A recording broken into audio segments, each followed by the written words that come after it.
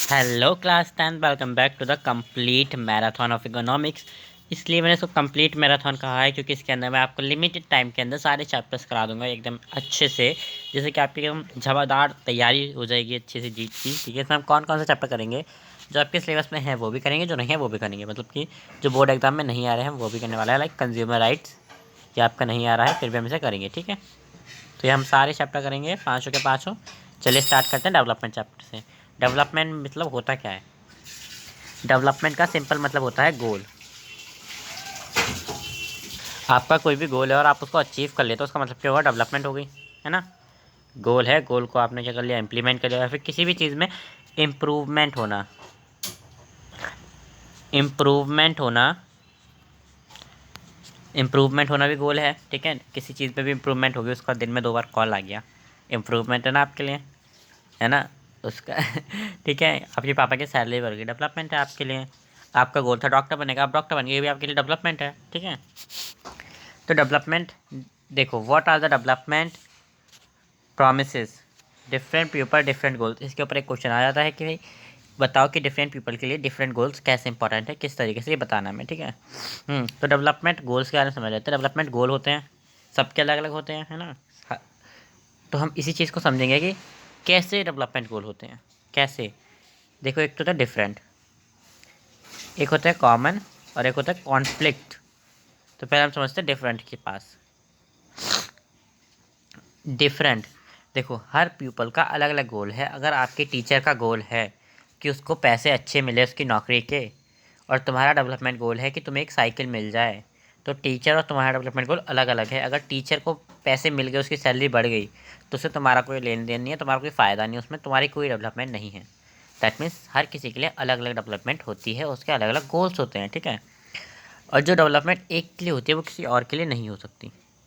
तुम्हारे लिए डेवलपमेंट है साइकिल आ जाना, पर वो मैम के लिए नहीं है ना। मैम की डेवलपमेंट क्या है कि उसकी पैसे में इंप्रूवमेंट होना, या फिर कहते हैं सैलरी बढ़ जाना। ठीक है, ठीक है। कॉमन पे आए थे, कॉमन मतलब जो कि एकदम कॉमन गोल है। लाइक क्रिकेट टीम जीत गई तो वो पूरे इंडिया के लिए कॉमन गोल है, कॉमन डेवलपमेंट है।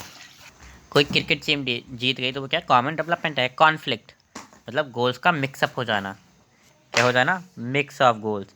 लाइक नर्मदा वाला एग्जांपल लेते हैं। नर्मदा बचाओ आंदोलन चला था। ठीक है, उसमें क्या था कि भाई हमें एक डैम बनाना है वहाँ पर नर्मदा पे। ठीक है, जिससे क्या होगा ना कि मतलब लोगों के रहने की जगहें अच्छी हो जाएंगी, फसल अच्छी आएगी, बहुत इंप्रूवमेंट होगा, बहुत डेवलपमेंट होगा। वो तो हुआ, पर साथ में वहाँ पर जो आदिवासी रहते थे ना, वो उनका घर छीन लिया गया उनसे, वो बेघर हो गए।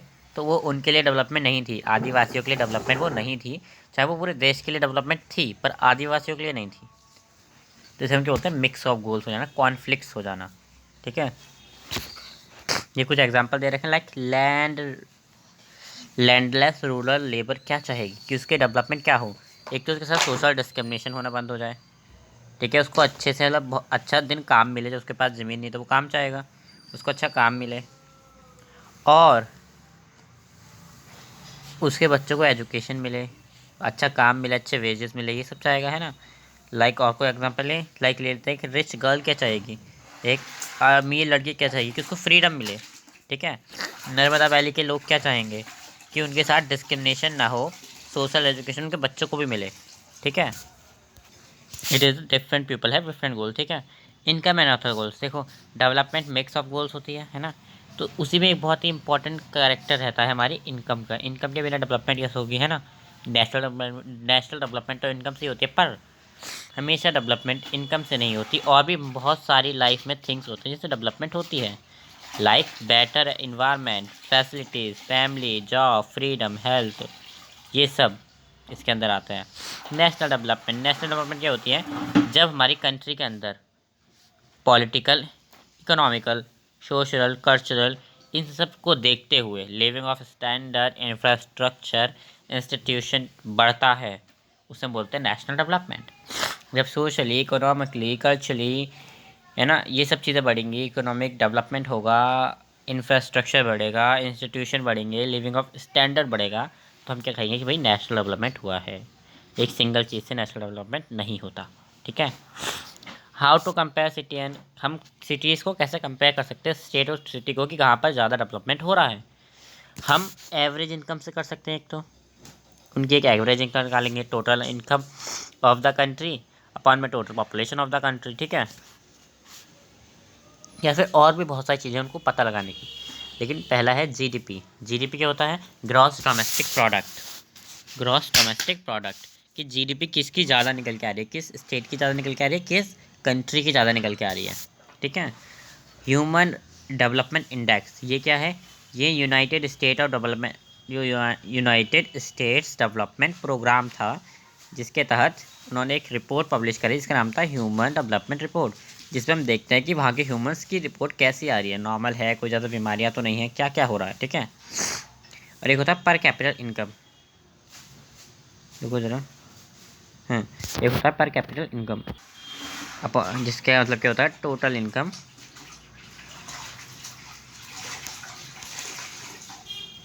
अपॉन में टोटल पॉपुलेशन, ठीक है। टोटल पॉपुलेशन में वो लोग भी आ जाते हैं जो कि बच्चे बूढ़े होते हैं, वो सब किसके अंदर आ जाते हैं? टोटल पॉपुलेशन के अंदर आ जाते हैं, क्योंकि उनका भी खर्चा कोई उठा रहा है, ठीक है। तो सुनने आ गया पर कैपिटल इनकम क्या होता है, जिसको हम एवरेज इनकम भी बोलते हैं, ठीक है। तो हमने ये तो सब तो देख लिया। क्या सिर्फ यही चीज़ है? नहीं, हम और क्राइटेरिया भी होते हैं जिसके बेसिस हम चेक करते हैं कि एक कंट्री डेवलप है या नहीं है। एक तो gender equality, social justice, sustainable development कैसी है, पॉपुलेशन कैसी है, लिटरेसी रेट कैसा है, बच्चों का रेट, मतलब बच्चे मर तो नहीं रहे, मिलिट्री रेट कैसा है। देखो यहाँ पे आपको एक टेबल 3.1 दे रखी है, 1.3 सॉरी, इसमें दिखाया गया कि पर कैपिटल इनकम पर तो हरियाणा सबसे ऊपर है, फिर केरला, फिर बिहार, इस तरीके से। पर वहीं हम और चीज़ों में देखें तो सबसे ज़्यादा केरला डेवलप्ड है, फिर उससे कम ये, और सबसे कम बिहार, ठीक है। पर ऑथर क्राइटेरिया हैं क्या? पहला क्राइटेरिया है इन्फामुलैरिटी रेट, मतलब कि जो नंबर ऑफ़ चिल्ड्रन है वो डाई, मतलब मर रहे हैं 1 साल की उम्र से पहले ही। 1 साल की उम्र से पहले ही कितने हज़ार जो बच्चे हैं उनमें से कितने बच्चे मर रहे हैं, जो बच्चे जिंदा, मतलब एक टाइम पर जितने बच्चे हुए, ठीक है, मान लेते हैं एक दिन में जितने बच्चे हुए, मान लो 1000 बच्चे हुए, ठीक है, उनमें से कितने बच्चे 1 साल से पहले ही मर जाते हैं, उसे हम बोलते हैं IMR, इन्फामुलैरिटी रेट, ठीक है। लिटरेसी रेट क्या होता है? पढ़े लिखे लोग कितने हैं वहाँ पर, पढ़े लिखे लोगों की जनसंख्या कितनी है, ठीक है। नेट अटेंडेंस रेशियो कि बच्चे स्कूल में कितने आ रहे हैं, वहाँ पर कितने बच्चे हैं, कितने स्कूल में आ रहे हैं, कितने अटेंड कर रहे हैं स्कूल, कितनी लड़कियाँ स्कूल आ रही हैं, कितने लड़के स्कूल आ रहे हैं, ये सब देखा जाता है, ठीक है। अब आते हैं और क्या कर सकती है सरकार हमारे लिए। सरकार हमारे लिए पब्लिक फैसिलिटीज़ को इम्प्रूव कर रही है, बेसिक हमारी सर्विसेज को इम्प्रूव कर रही है, like education, food, health, electricity, ये सब, सेफ ड्रिंक वाटर, सब कुछ हमारे लिए कर रही है। कौन? पब्लिक ट्रांसपोर्ट बना रही है सरकार। ये पब्लिक फैसिलिटीज़ है जो कि हम असिस्ट कर सकते हैं, ठीक है। और भी देखो चीज़ें हैं जो ह्यूमन डेवलपमेंट रिपोर्ट है 2021 टू 2022 की, वो हमें दे रखी है। यहाँ पे कंट्रीज दिखा गई हैं कि इंडिया में किस तरीके से है, श्रीलंका, म्यांमार, पाकिस्तान, नेपाल, बांग्लादेश, ये सब दिखा रखा है, आप देख लेना, ठीक है। आते हैं सस्टेनेबल डेवलपमेंट, जो कि इसका बहुत छोटा सा टॉपिक है, जिससे क्वेश्चन ज़्यादा आएंगे नहीं इसमें से, है ना। सस्टेनेबल डेवलपमेंट से रिसोर्स एंड डेवलपमेंट वाले चैप्टर से ज़्यादा क्वेश्चन आएंगे इसमें। फिर भी देखो सस्टेनेबल डेवलपमेंट क्या है? ह्यूमन का डेवलप होना, ह्यूमन का ग्रो होना, ह्यूमन का ग्रो होना और ह्यूमन के डेवलपमेंट होना, जो भी आप समझो, है ना। इसे थोड़ा बड़ा कर लेता हूँ मैं। ग्रो होना ह्यूमंस का और डेवलपमेंट होनी ह्यूमन की, ठीक है। पर बिना कॉम्प्रोमाइज़ करे किस चीज़ को? फ्यूचर जनरेशन की नीड्स को, कि हम फ्यूचर जनरेशन के लिए भी वो लिविंग ऑफ कंडीशन रिसोर्स रखें जो हमें मिल रहे हैं, जो हमें शुद्ध पीने के लिए पानी मिल रहा है वो हमारी आने वाली जनरेशन को भी मिले, उसको हम बोलते हैं सस्टेनेबल डेवलपमेंट। कि हम बचा रहे हैं इन्वायरमेंट को किस तरीके से कि आगे आने वाली जनरेशन भी उसका यूज़ करे, ठीक है। देखो इसी के साथ थैंक यू। अब हमारा एक चैप्टर हो चुका है। इम्पॉर्टेंट टॉपिक में से बता देता हूँ। जो पहला टॉपिक है उससे क्वेश्चन आता है डिफरेंट पीपल डिफरेंट गोल्स वाले से, ठीक है। उसके बाद ये इनमें से किसी की भी डेफिनेशन आ सकती है कि इन्फामुलैरिटी रेट, रिसेप्टी रेट, नेट अटेंडेंस रेशियो, इनके ऊपर ही बात आ जाती है कभी कभी, ठीक है। इंपॉर्टेंट क्वेश्चन मैंने आपको बता दिया है। इससे एक बहुत इंपॉर्टेंट क्वेश्चन बनता है जो कि है explain the statement different people have different गोल, या फिर और भी कुछ स्टेटमेंट दे दी जाती हैं, पर आंसर ऐसा ही रहता है कि डिफरेंट पीपल डिफरेंट गोल कैसे है एक्सप्लेन करो। ठीक है, या फिर पब्लिक फैसिलिटीज़ हमारे लिए क्यों इंपॉर्टेंट है, ये भी एक्सप्लेन करने के लिए आ जाता है कभी कभी। पब्लिक फैसिलिटीज मैंने आपको बता दिया कौन कौन सी होती है ना, एक्सप्लेन कर देना। नेक्स्ट आता है sector of Indian economy. Sector of Indian economy हमारे पास 3 सेक्टर होते हैं। पहला होता है प्राइमरी सेक्टर, कलर कौन सा लूँ मैं अब, सब कलर तो इसमें है ही। पहला होता है प्राइमरी सेक्टर, दूसरा होता है सेकेंडरी सेक्टर, तीसरा होता है टर्शरी सेक्टर। देखो जो प्राइमरी सेक्टर होता है ना, वो सेक्टर होता है जिसमें क्या हम रॉ मटेरियल का यूज़ करके, कुछ नेचुरल रिसोर्स का यूज़ करके, है ना, नेचुरल रिसोर्स के मतलब क्या कहते हैं, जिसमें हम नेचुरल चीज़ों का यूज़ करते हैं या फिर नेचुरल चीज़ें प्रोड्यूस करते हैं, like farming, foresting, hunting, fishing, mining, ये सब नेचुरली हमें दी जाती हैं, हमारे पास नेचुरली हैं तो हम इनका यूज़ कर रहे हैं। पर सेकेंडरी में क्या होता है कि हम इन नेचुरल गुड्स को ना किसी नई चीज़ में बना देते हैं, कुछ नई चीज़ फॉर्म कर देते हैं इनसे मिला के, इनसे लिया इनका कुछ और बना दिया। लाइक हमने लेते हैं कॉटन लिया है ना, कॉटन फाइबर लिया, उसका हमने क्लोथ बना दिया, तो वो हो गया एक, है ना। हमने शुगर केन लिया उसका हमने गुड़ और चीनी बना दी, चीनी और गुड़ बना दी किससे, शुगर केन से। तो ये क्या होगा, सेकेंडरी में आएगा, क्योंकि हमने रॉ मटेरियल क्या था, शुगर केन, उसका हमने क्या करा, कुछ नया बना दिया। इसे हम मैन्युफैक्चरिंग सेक्टर भी बोलते हैं। रुको ज़रा, इसे हम एग्रीकल्चर बोलते हैं, एग्रीकल्चरल सेक्टर बोलते हैं, और इसको हम बोलते हैं मैन्युफैक्चरिंग सेक्टर। मैन्युफैक्चरिंग सेक्टर होते हैं, ठीक है, इसे हम मैन्युफैक्चरिंग सेक्टर बोलते हैं।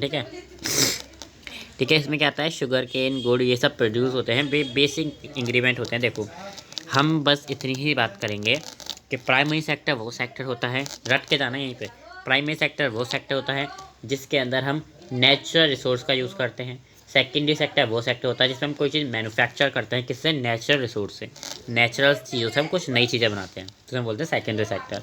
पर ठीक है, लाइक एग्जांपल मैंने दे दिए हैं, प्राइमरी सेक्टर में फार्मिंग आती है, सेकेंडरी सेक्टर में आता है लाइक हमने मैन्युफैक्चर कर दिया शुगर एंड गुड़ को, किससे करा है, शुगर केन से, क्योंकि शुगर केन क्या है, गन्ना क्या है, एक नेचुरल, प्राइमरी सेक्टर के अंदर आता है। ठीक है, टर्शरी सेक्टर होता है जिसमें हम कोई सर्विस प्रोवाइड करते हैं, क्या करते हैं, कोई सर्विस प्रोवाइड करते हैं। ये सेकेंडरी सेक्टर और प्राइमरी सेक्टर को भी डेवलप करता है। ठीक है, हमारे टर्शरी सेक्टर, इसमें हम कोई सर्विस प्रोवाइड करते हैं, उसे हम बोलते हैं सर्विस सेक्टर भी बोलते हैं, इसीलिए हम इसको, ठीक है। टीचर, डॉक्टर, वॉचमैन, बारबल, ये सब क्या है, ये सब आते हैं टर्शरी सेक्टर में। ठीक है, समझ में आ गया। ग्रोस डोमेस्टिक प्रोडक्ट, जिसको बोलते हैं GDP, कहा था ना अगले आगे बात करेंगे, सॉरी कहा था ना आगे बात करेंगे, करते हैं आगे। ग्रोस डोमेस्टिक प्रोडक्ट जो होता है वो मार्केट की वैल्यू देखता है ऑल गुड्स एंड सर्विसेज की जो उस टाइम पीरियड में ली गई हैं। ठीक है, sum of primary sector, secondary sector plus tertiary sector, इन सबको मिला के हम करते हैं GDP। अब आता है एक बहुत प्यारा टॉपिक जिसका नाम है हिडन अनएम्प्लॉयमेंट। रुको जरा, महात्मा गांधी जी आ गए यहाँ पर, रुको जरा, गांधी जी बहुत पहले आ गए, रुको, देखो, ठीक है, तो अब आ जाते हैं। देखो हमें देखनी है कि अनएम्प्लॉयमेंट किस तरीके की होती है। पहले हम अनएम्प्लॉयमेंट पढ़ेंगे, ठीक है, अनएम्प्लॉयमेंट ठीक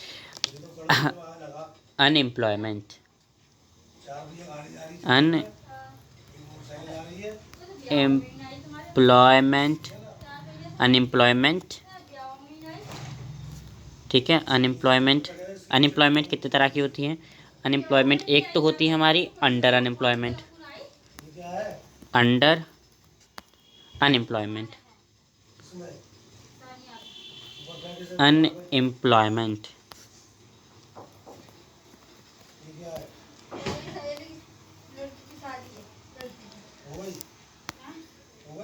अनएम्प्लॉयमेंट, और एक और आती है हमारी डिस्गस्ड अनएम्प्लॉयमेंट। गस्ट डिस्गस्ड अनएम्प्लॉयमेंट है, ठीक है। और हमारे पास हिडन अनएम्प्लॉयमेंट है, जिसको हम डिस्गस्ड अनएम्प्लॉयमेंट ही बोलते हैं, ठीक है। एक होती है सीजनल अनएम्प्लॉयमेंट। सीजनल अनएम्प्लॉयमेंट, ठीक है। देखो पहले समझते हैं हम हिडन अनएम्प्लॉयमेंट को। मान लो कि एक जगह पर आपके वर्क का कोई इफेक्ट पड़ नहीं रहा है, फिर भी आप वहाँ पर काम कर रहे हैं, तो वो क्या होगा? हिडन अनएम्प्लॉयमेंट बोला, डिस्गस्ड अनएम्प्लॉयमेंट। एग्जाम्पल, मान लो एक छोटा सा खेत है ना। इस खेत में 2 जने काम कर सकते हैं, पर आप 5 जने लगे हुए हैं। आप 5 जने एक खेत में काम कर रहे हो, पर उसमें सिर्फ 2 जने से काम हो जाएगा, ख़त्म बात। तो ये 3 जने क्या हुए? 3 जने हुए हिडन अनएम्प्लॉयमेंट के अंदर आए, डिस्गस्ड अनएम्प्लॉयमेंट के अंदर आए।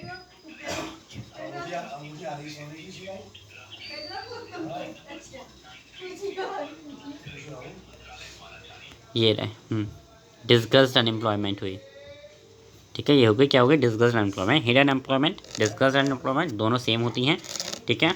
बट एग्जाम्पल याद रखना, अगर कहीं पे किसी भी खेत में 2 जनों से काम हो रहा है, पर वहाँ पे 5 जने लगे हुए हैं, तो वो अपनी पोटेंशियल का सही यूज़ नहीं कर रहे हैं, फालतू पंती कर रहे हैं, इस वजह से, ठीक है। आते हैं अंडर एम्प्लॉयमेंट, जो एम्प्लॉयमेंट के अंदर है, जो काम ही नहीं करना चाहता, उसे हम बोलते हैं under employment.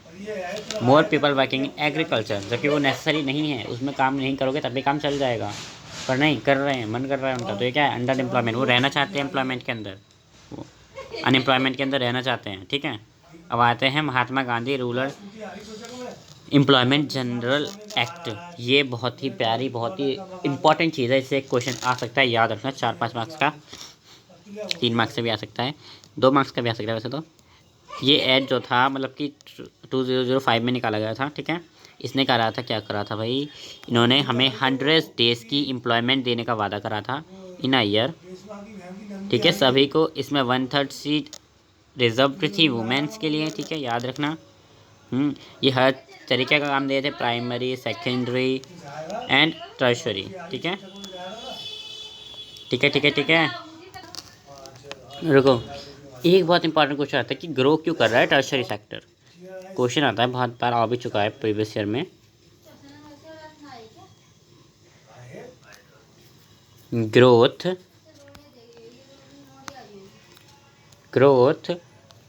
Of tertiary,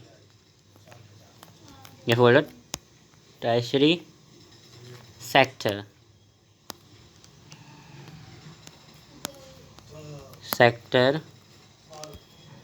tertiary sector grow क्यों कर रहा है, हमें ये बताना है मेनली। तो 2-3 रीज़न है। क्वेश्चन आया था 5 मार्क्स का, 3 मार्क्स का, सैम्पल पेपर में आया कई बार, ठीक है, और वैसे भी आ चुका है प्रीवियस ईयर बोर्ड में। तो देखो, ये हमारे पास बेसिक सर्विस की ज़रूरत होती है ना, तो हम टर्शरी सेक्टर को याद करते हैं, क्योंकि बेसिक सर्विस जो हमें मिलनी चाहिए वो हमें ऐसे नहीं मिल सकती, है ना। हर किसी को बाल काटना नहीं आता है इतनी आसानी से, है ना। इसलिए बेसिक सर्विस होती है एक, तो है ना, एग्जाम्पल के लिए। और दूसरा ले लो कि हम राइजिंग जो हो रही है ना, वो इनकम लेवल बढ़ रहा है किसके अंदर? टर्शरी सेक्टर के अंदर। राइजिंग इनकम बढ़ रही है इस वजह से, ठीक है, इनकम लेवल बढ़ रहा है। और support for agriculture and industries, मतलब कि प्राइमरी सेक्टर और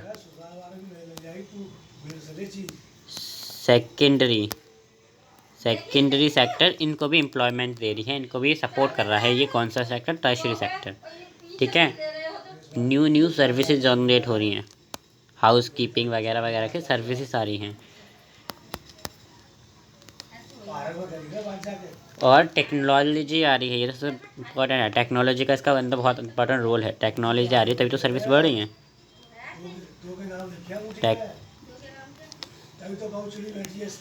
टेक्नोलॉजी, ठीक है, टेक्नोलॉजी आ रही है, ठीक है।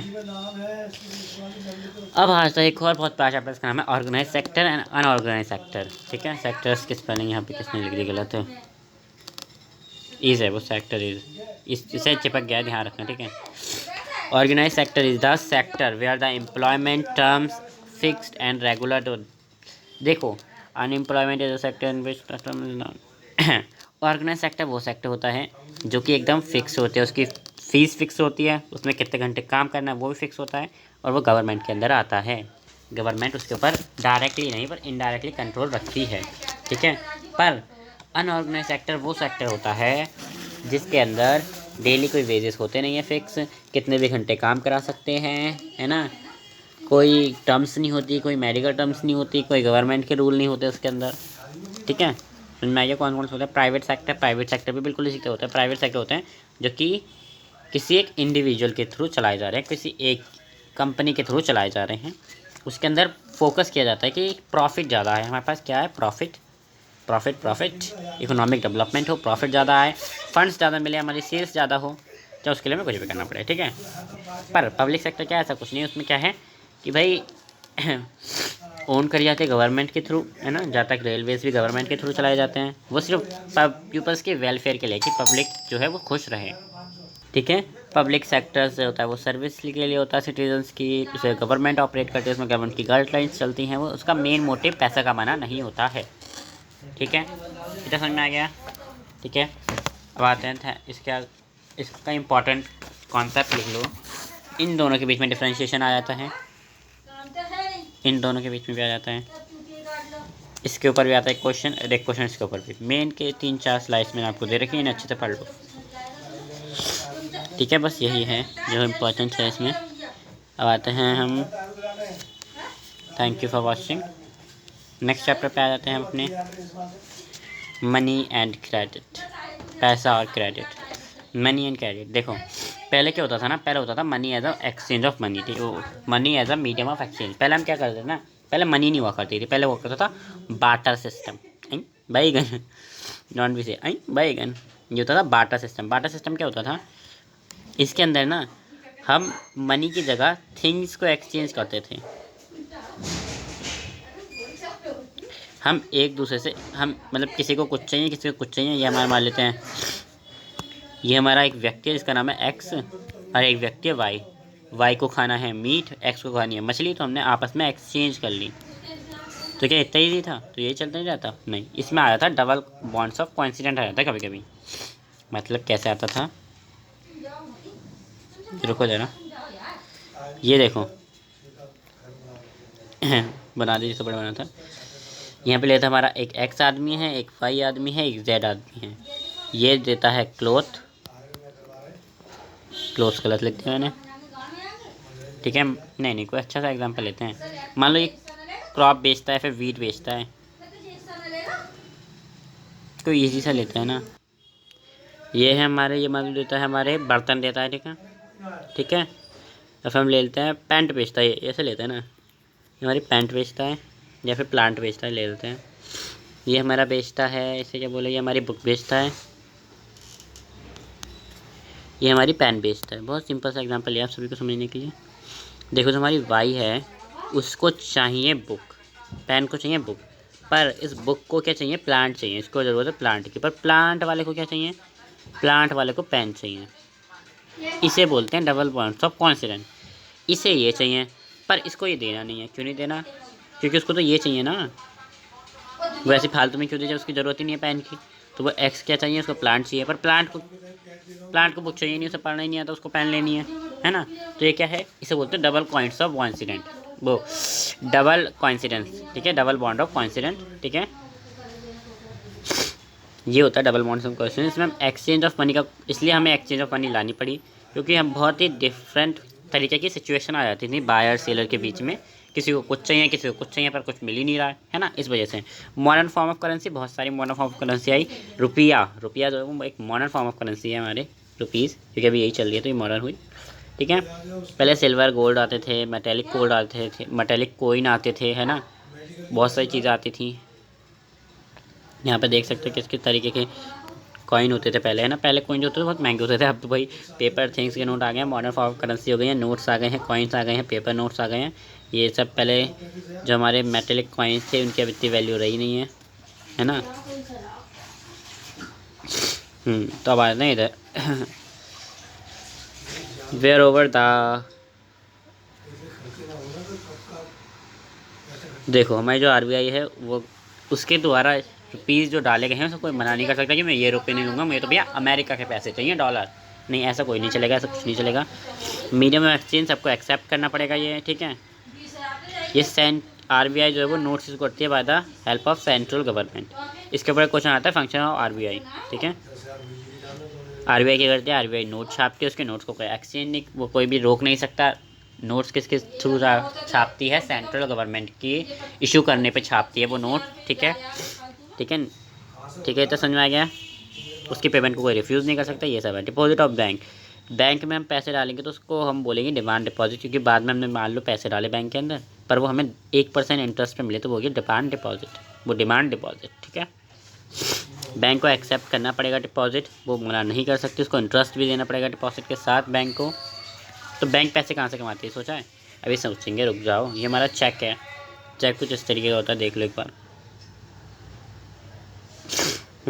डिमांड डिपॉजिट ये एक फ़ीचर हो गया एक तरीके से गवर्नमेंट का मानने के लिए, ठीक है। ये डायरेक्टली स्टेट द पेमेंट की रिफ्यूज़ नहीं कर सकता, कोई भी कैश से की गई हो या चाहे चेक से की गई हो, ठीक है। ये सब मॉडर्न करेंसी, इनको कोई रिफ्यूज़ नहीं कर सकता। तो हमारी जो मॉडर्न फॉर्म ऑफ करेंसी है वो कौन हो गई, करेंसी और डिपॉजिट है जो हमारी मॉडर्न फॉर्म ऑफ मनी है, ठीक है।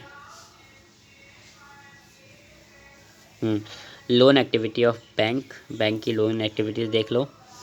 Bank mediate between these who, bank अपनी मॉडर्न फॉर्म करेंसी कैसे रखती है, एक मिनट को यहाँ पर समझा दें तुम्हें।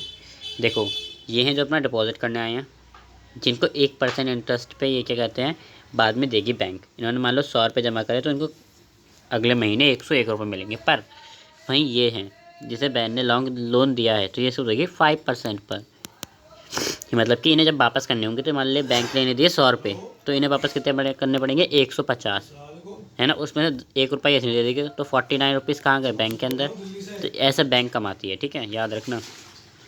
बैंक अपने पास 15% लिक्विड कैश रखती है, ठीक है, ताकि कभी भी कोई मांगने आए तो उसको दे सके, और बाकी वो कम पड़ जाता है तो आसपास के बैंक से डिस्कस कर लेती है कि हाँ दे दे तो मैं बाद में दे दूंगा ये वगैरह, ठीक है। टू डिफरेंट क्रेडिट सिचुएशन, अब 2 डिफरेंट क्रेडिट सिचुएशन दी गई हैं, जिसमें से पहली है सलीम की सिचुएशन, जिसमें उसको 3000 पेयर ऑफ शूज़ का ऑर्डर मिलता है एक मंथ में। तो वो क्या करता है बैंक से पैसे लेता है उधार और अपना ऑर्डर कंप्लीट करके बाद में बैंक को चुका देता है, और ऐसे उसकी लाइफ बहुत खुश चल रही है, ठीक है। पर in the case of Salim, भाई सब कुछ सही चल रहा है, द क्रेडिट ने उसके लिए एक पॉजिटिव रोल प्ले करा है, एक अच्छी सिचुएशन बनाई है। पर यहीं पर आया था सपना की केस। सपना एक फार्मर है जिसने अपनी फसल उगाने के लिए क्या करा, लोन लिया बैंक से, पर बाद में उसकी फसल ही डैमेज हो गई और अब उसके ऊपर ब्याज पे ब्याज बढ़ता जा रहा है। वो डेप्थ एक क्या कहते हैं, एक उसमें फंस चुकी है, क्या कहते हैं डेप्थ ट्रैप, मतलब कि एक मायाजाल में फंस चुकी है कि भाई जब वो जितने पैसे चुकाने की कोशिश करती है उतने उसके ऊपर क्या बढ़ जाता है, ब्याज बढ़ जाता है ना। तो क्रेडिट ने इस सिचुएशन में बहुत ही वेरी पेनफुल और बहुत ही नेगेटिव रोल प्ले करा है। किसने, क्रेडिट ने, ठीक है, सपना के रोल में, है ना। आता है टर्म ऑफ क्रेडिट। देखो जो क्रेडिट है हम इसे टर्म ऑफ क्रेडिट इसलिए बोल रहे हैं क्योंकि वो है एक मोड ऑफ रीपेमेंट, कि मैं से पैसे के थ्रू ने किसी और थ्रू से क्या कर रहे हैं, पेमेंट कर रहे हैं, रीपेमेंट कर रहे हैं, उसको हम बोलते हैं term of credit. Interest rate, interest rate 3 तरीके होते हैं, फिक्स रेट, वॉलेंट रेट और compound interest. Unchangeable interest rate जिसमें कोई नहीं होता, वो एक फिक्स रेट होता है कि भाई तूने अभी 100 रुपये दिए, अगले बार भी तो 100 रुपये मिलेंगे, खत्म बात। फ्लोटिंग रेट, जो रेट मार्केट की कंडीशन के हिसाब से बदलता है कि मार्केट में आज 50 रुपये का है तो कल 100 रुपये का है तो भैया 100 रुपये मिलेंगे तुझे, पर अगर उसमें गिर गया तो तुझे इतने मिलेंगे, है ना। जो मार्केट के हिसाब से चलता है उसको बोलते हैं, ठीक है। कंपाउंड इंटरेस्ट जो कि बढ़ता ही रहता है, पहले 1% फिर 2% फिर 3% बढ़ता है, उसे बोलते हैं कंपाउंड इंटरेस्ट, ठीक है, एक फिक्स तरीके से बढ़ता है, ठीक है। Formal sector credit in India and informal, ठीक है। जो फॉर्मल सेक्टर होते हैं, हमने पढ़ा था पीछे भी फॉर्मल सेक्टर्स के बारे में, मतलब नहीं पढ़ा था, अभी पढ़ो। फॉर्मल सेक्टर जो होते हैं वो कंप्रेसली बैंक एंड कोऑपरेटिंग सोसाइटीज़ के थ्रू चलते हैं। सेक्टर्स के बारे में पढ़ा था, ठीक है हमने, public sector, private sector, organisation. यहीं पर फॉर्मल इनफॉर्मल, फॉर्मल सेक्टर्स जो होते हैं वो कंप्रेस बाय गवर्नमेंट के थ्रू, कुछ कॉरपोरेटिंग सोसाइटीज़ के थ्रू चलते हैं। इनफॉर्मल सेक्टर जो होते हैं वो लैंडर, फ्रेंड और मर्चेंट्स रिलेटिव के थ्रू चलते हैं, जिसमें बहुत ही ज़्यादा प्रॉब्लम आती है। किसने देखा कि तुमने अपने रिश्तेदार को पैसे दिए, वो तुमसे लिए जा रहा है ना, इस तरीके से। While the formal sector is the bond the rule of regulation RBI charge to the guideline, इसीलिए आरबीआई ने कुछ गाइडलाइंस भी निकाली थी। लोग बहुत ही बुरी तरीके से फंसे जा रहे थे वॉरियर्स के अंदर, क्या कहते हैं जो मतलब क्या कहते हैं, कुछ रूल्स बनाए आरबीआई ने लैंडर्स के लिए, इनफॉर्मर्स के लिए, क्योंकि वो उनसे हाई रेट पे ब्याज देते थे। लैंड वाले जो होते थे ना, जो लैंड फार्मर्स होते थे, वो उनको कोई हाई चार्ज पे, जो मतलब कि कहते हैं ज़मींदार होते थे, वो उनको हाई रेट पे, छोटे ज़मींदारों को हाई ब्याज पे पैसे दिया करते थे, जिस वजह से वो पैसे में उलझ जाते थे। वो एक डेप्थ ट्रैप में उलझ जाते थे। इस वजह से आरबीआई ने कुछ रूल्स निकाले।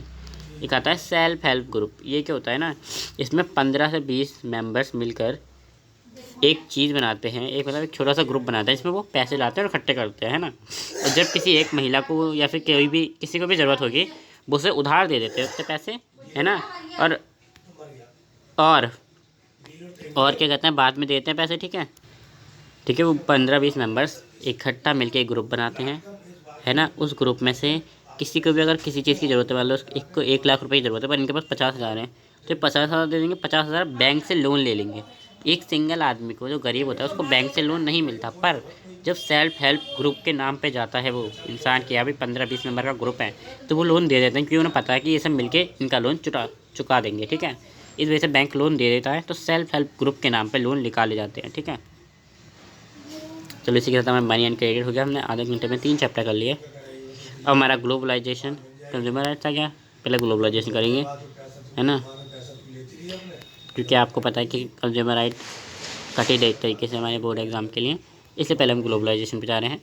Globalisation of the Indian economy, ठीक है। बहुत छोटा चैप्टर है, बहुत ही कंप्रेस्ड, जितना छोटा चैप्टर हो सकता है ना, उससे भी ज़्यादा हद छोटा चैप्टर है। इसमें 2-3 टॉपिक है, रटना है तो रट लो, अगर समझ में नहीं आता है तो थोड़ा घुमा फिरा के चैप्टर है ना, इस वजह से। ग्लोबलाइजेशन होता है interconnection of the world economic, societies, culture, advantage of technology, trade के थ्रू जो हम करते हैं। ग्लोबलाइजेशन होता है एक जगह से दूसरी जगह का जाना आना, ठीक है। जब हम इंटरकनेक्ट हो जाते हैं किसी जगह से, इंटरकनेक्टेड हो जाते हैं किसी एक वर्ल्ड इकोनॉमिक जगह से, है ना, किसके थ्रू हो सकते हैं, ट्रेड के थ्रू, टेक्नोलॉजी के थ्रू, इन्वेस्टमेंट के थ्रू, या फिर गुड्स एंड सर्विसेज के थ्रू। हम एक कंट्री दूसरी कंट्री, एक सोसाइटी दूसरी सोसाइटी से क्या हो जाते हैं, कनेक्ट हो जाते हैं, उसको बोलते हैं globalisation. Features of globalisation, increasing trade enhance हो जाती है ग्लोबलाइजेशन के थ्रू। बाहर के लोग हमारे यहाँ आके ट्रेड करते हैं, ठीक है। ट्रेड इन्वेस्टमेंट बढ़ जाती है, जैसे कि हम कहते हैं उन पर टैक्स लगा के और पैसा ले सकते हैं अपनी कंपनी के लिए, अपने देश के लिए। फॉरेन इन्वेस्टमेंट होती है, फॉरेन लोग हमारे यहाँ की मार्केट और रिसोर्स को देखकर हमारे यहाँ पैसा लगाते हैं, ठीक है है ना। क्या कहते हैं, माइग्रेशन होती है, एक जगह से हम दूसरी जगह जाते हैं रहने के लिए, क्योंकि वहाँ पर अच्छी अपॉर्चुनिटीज़ हैं। हम देख रहे हैं ना, पंजाब के लोग कनाडा जा रहे हैं, सोचने की अच्छी अपॉर्चुनिटी है, पंजाब के लोग कनाडा भाग रहे हैं, बस यही है ना। कल्चरल एक्सचेंज होता है ग्लोबलाइजेशन में, कल्चरल एक्सचेंज होता है, कल्चर एक जगह से दूसरी जगह ट्रैवल करता है, ठीक है। Benefits of globalisation, economic growth होती है ना, इंक्रीज़ होती है ग्लोबलाइजेशन से, तो हमारे ये कहते हैं सब कुछ इम्प्रूव होता है। क्वालिटी इम्प्रूव होती है, लिविंग ऑफ स्टैंडर्ड इम्प्रूव होता है, सोशल डाइवर्सिटी इम्प्रूव होती है कि भाई हमें सबके साथ मिलजुल के रहना चाहिए। Challenge of globalisation, economic inequality होती है, इकोनॉमिक अनइक्वालिटी होती है, इनकम अनइक्वालिटी होती है, किसी का ज़्यादा पैसा है वो उसका धौंस जमाता है, ठीक है। इन्वायरमेंटल डैमेज होता है, 3 डाल दे, देखो 1 2 3 ख़राब है नहीं मेरी। कल्चरल होमोजोनियस होती है, मतलब क्या कहता है, कल्चरल के आइडियाज़ के बेसिस पे, कल्चर के बेसिस पे हम लोगों को डिफ्रेंशिएट करते हैं कि नहीं ये ऐसा है वो वैसा है, ठीक है। डेवलपमेंट ऑफ ग्लोबलाइजेशन में सिल्क रूट बहुत एक इंपॉर्टेंट रोल प्ले करता है ट्रेड के लिए। जहाँ पे पहले ज़माने में ट्रेड होती थी वो सिल्क रूट के थ्रू होती थी, है ना। पिज़्ज़ा नूडल जो आते थे, ये आप किस में पढ़ोगे, आप पढ़ोगे हिस्ट्री के अंदर। बस रुको ज़रा, हाँ, डेवलपमेंट में और सुनो, ये जो होते हैं ना, क्या कहते हैं, हमारी टेक्नोलॉजी ने एक बहुत ही अच्छा सा रोल प्ले करा है हमारी इस चीज़ के अंदर। किसने करा है, टेक्नोलॉजी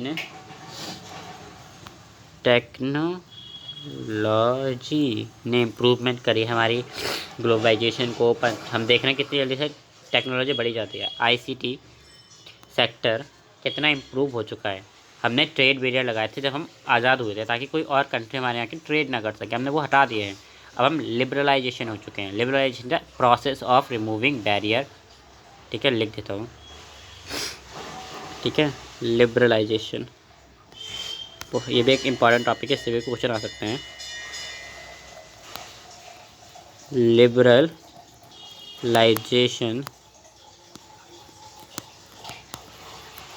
लिबरलाइजेशन होता है कि जब हम द प्रोसेस, लिख देता हूँ ना sir, the process of removing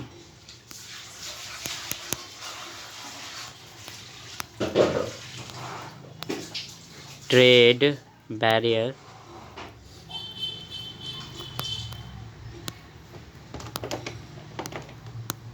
set by the government।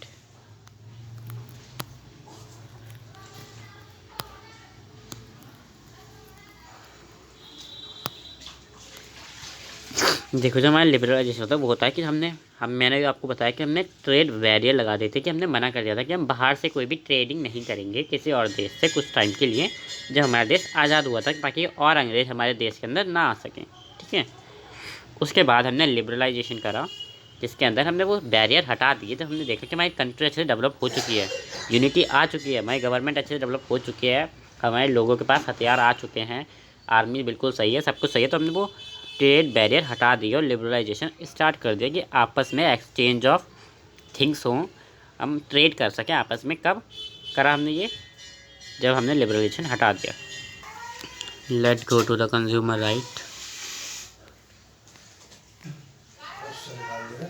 Consumer right कहाँ चले गए? कंज्यूमर क्या होता है? क्योंकि कंज्यूमर होता है एक पर्सन जो भी कोई भी चीज़ खरीदता है अपने यूज़ के लिए, उसे बोलते हैं कंज्यूमर, ठीक है। कंज्यूमर के इंपॉर्टेंट राइट्स होते हैं, कंज्यूमर को बहुत सारे राइट्स होते हैं, क्योंकि कंज्यूमर को बहुत लूटा जाता है। हिस्ट्री में हमने देखा कि जो हमारे यूनाइटेड स्टेट थी ना, उसने सबसे पहले कंज्यूमर के खिलाफ आवाज़ उठाई 1962 में, ठीक है। कंज्यूमर प्रोटेक्शन लॉ भी लेकर आई। क्यों? क्योंकि कंज्यूमर के साथ मार्केट प्लेस में क्या होता था ना, उनको सेल अच्छे से नहीं किया जाता था, है ना, एडिशनल चार्ज लगाए जाते थे उनके ऊपर, उन्हें पता नहीं होता था कितना कैसा रेट है। उस हिसाब से कंज्यूमर्स को ना सर्विसेज में बहुत प्रॉब्लम होती थी, है ना, शॉपिंग करने में। ऑनलाइन शॉपिंग पे कभी कभी फ्रॉड हो जाता था।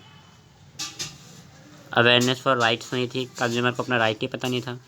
तुमने क्या करा? टॉक करा, बातें करी, नेशनल कंज्यूमर डे बनाया हमने, 24 दिसंबर को रखा, ठीक है। उसके बाद हमने एक लॉ पार्लियामेंट से पास करा, जिसका नाम था कंज्यूमर प्रोटेक्शन एक्ट इन 1986 में, जिसमें हमने बहुत सारे कंज्यूमर ग्रुप्स भी बनाए, ऑर्गेनाइजेशन भी बनाई थी, ठीक है।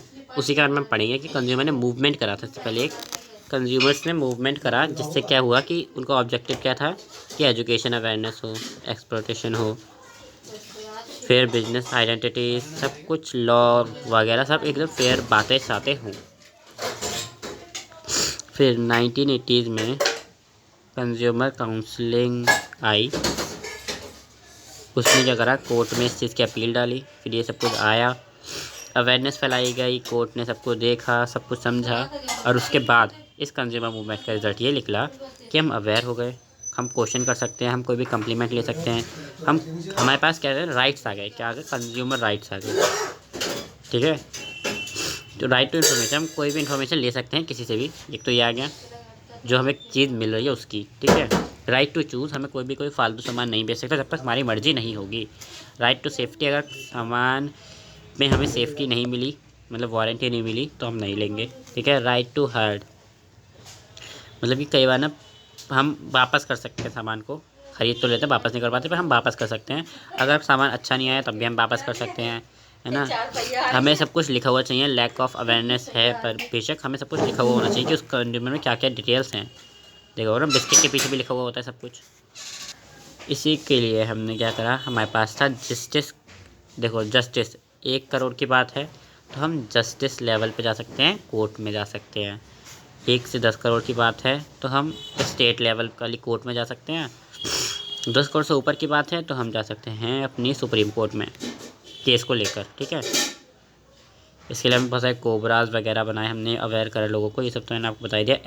SI मार्क, कुछ मार्क बनाए हमने, इसका नाम है, कुछ होल मार्क बनाए, कुछ एग्री मार्क बनाए, ISI मार्क बनाया। ये देख मार्क लोगों को दिखाने के लिए, ताकि लोग पढ़ लिख सके। ख़त्म, बहुत छोटा चैप्टर था, ज़्यादा समझना था नहीं आपको। रुको जरा,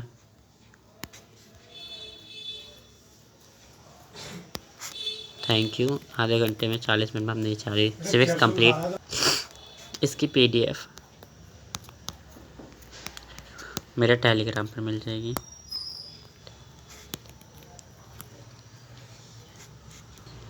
डाउनलोड करना ना भूलें। Till then take care, bye bye, thank you.